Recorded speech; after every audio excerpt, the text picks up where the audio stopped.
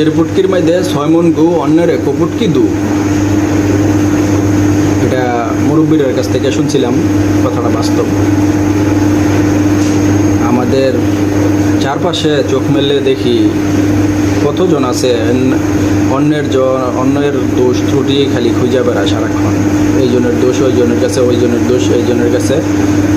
তো নিজের দোষটা যে অন্য এরকম সমালোচনা করবে বা বইলা বেড়াবে, সেটা কিন্তু একবারও চিন্তা করে না। আবার দেখি 5 ওয়াক্ত নামাজও পড়ে, আজান দেওয়ার আগে মসজিদে প্রথম কাতারে যাইয়া বসে। যদি অন্যের দোষ এইভাবে খুঁজতে হয়, আগে নিজের দোষ ত্রুটি আছে কিনা সেটা হয়তো চিন্তা করতে হয়। আর এই আমলের ফায়দাটা কোথায়?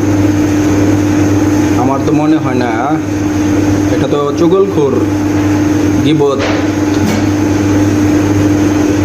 তো সেই নামাজের তো কবুল হবে কিনা সেটা আল্লাহ ভালো জানে।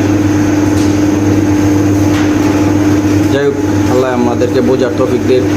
আল্লাহ যেন সবাইকে হেফাজত করে।